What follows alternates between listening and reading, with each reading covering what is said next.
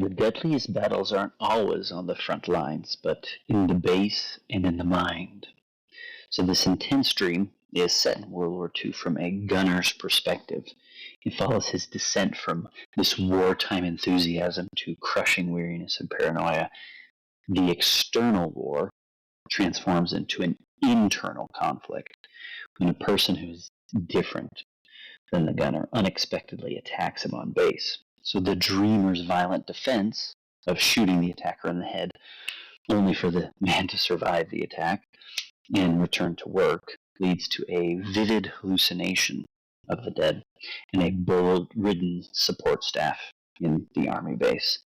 So the dream culminates in a deep psychological confession or confusion, whichever one, questioning whether the initial threat was real or a hallucination born of some type of PTSD, leaving the dreamer to grapple with the blurred lines between enemy and victim and perpetrator. So in this dream, it starts in World War II, and I was a gunner. I was in a crew or in a troop, and I was on an ammo trailer. For some reason, the ammo trailer had the two mounted guns on the corners, right? And then in the middle, there was a large raised turret with 4 machine guns coming out of it. And there were drivers. They were protected. So they had a bunch of shields and plating all over the drivers of the vehicle. But the gunners had no protection at all. They were completely out in the open with only the gun to protect them. Because of that, it was pretty brave and valiant work. So going into battle in the enemy territory, the first time for everyone, was quite exciting. The details of the battle in the dream weren't important, which is always kind of depressing when they don't pop up in detailed fashion. But what was important was that after the first time going into battle, no one looked forward to it. The realization that any moment you could get killed, that your entire situation, it was made of luck, whether you made it or not. It was not based on skill. So the second time when my troop went out and we got on our gunner machine gun ammo trailer concoction that only makes sense in dreams. In real life, it would just be the most asinine thing ever. But it makes sense in the dreams. The second time we went out, we were extraordinarily weary because the fragility of life was clear and it was pressing down every single moment. And then the third time out, I was telling all of the guys that were on the ammo truck to not just load the one ammo box that fed that particular machine gun, their own machine gun. No, that they needed to fully load all of the turret's guns and all 4 of the boxes for the large turret in the middle, and that the whole thing should be weighed down. The trailer should be so heavy with ammo, under the idea that you just couldn't be prepared enough. It was almost like knowing the more battles you went into, the less likely it was that you would return. And just knowing that was oppressive and heavy. And so while we were loading, I remember grabbing this ammo box, and someone jumped out of the shadows of a tree that was nearby. And this guy jumped like an ape, and he started attacking me violently, even though I was still within the army base.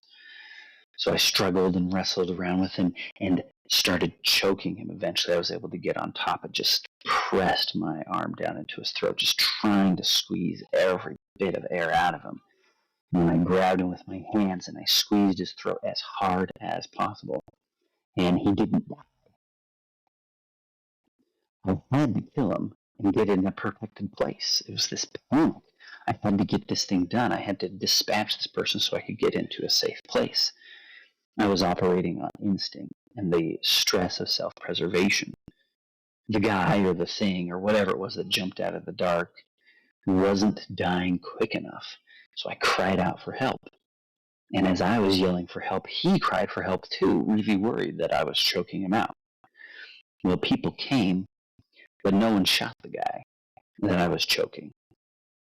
There were apparently other struggles going on throughout the camp. Well, that's what it seemed to my mind in this panic state of trying to get rid of this guy that was attacking me.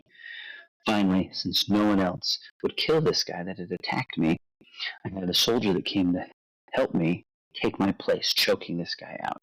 Almost like it was just this thing of patience. It would just take a couple minutes for this guy to choke to death. But I was in such a hurry that I took my helper's gun from his belt and put it up against the temple of the attacker and shot him. And as soon as I shot him, he calmed down.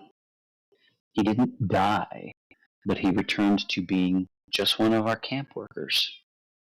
And so I got up, and I had this really terrible case of just PTSD from previous battles.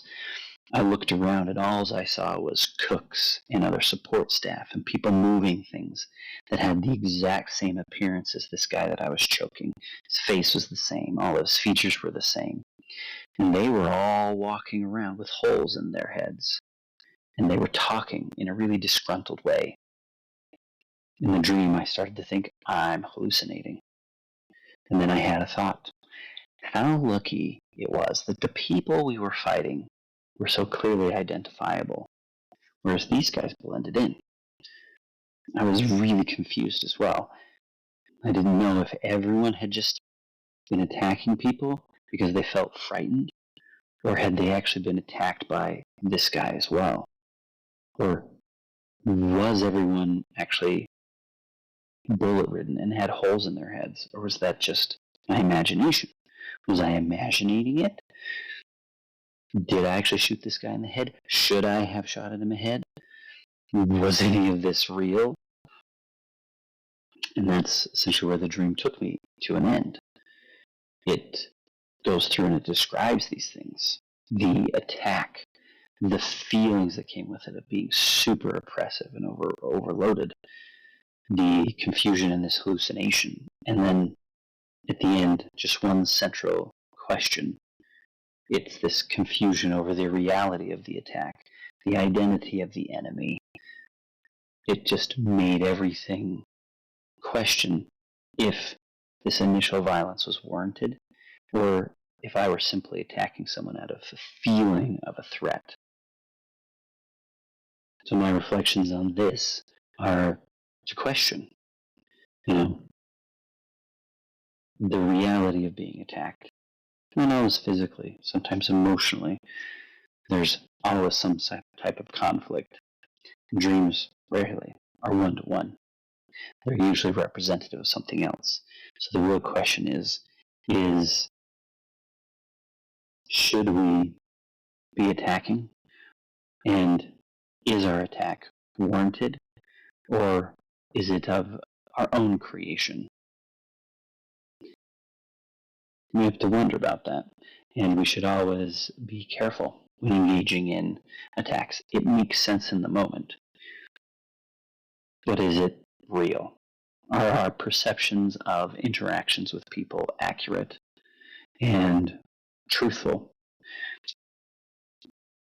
Because our entire experiences are going to dictate whether these are accurate or truthful or not. So, anyway, that was a crazy, crazy fun dream for me to have and to write out and to kind of go through again. It was really visceral and deep in emotion. There weren't a ton of really poignant symbolisms that jumped out to me in the dream, but it was really cool to be able to look at that and then start questioning the way that I engage in interpersonal conflict and question my own reality. All of these people that had been attacked and hurt and given wounds were actually just there to help the camp function. They were doing their job. And I didn't know why this guy jumped out and attacked me. And I wasn't even sure in the end whether he actually did attack me, or if it was just a hallucination that caused me to lash out so violently towards this person because of my previous experiences in actual conflict. Anyway, thanks guys. Have a good one. Take care.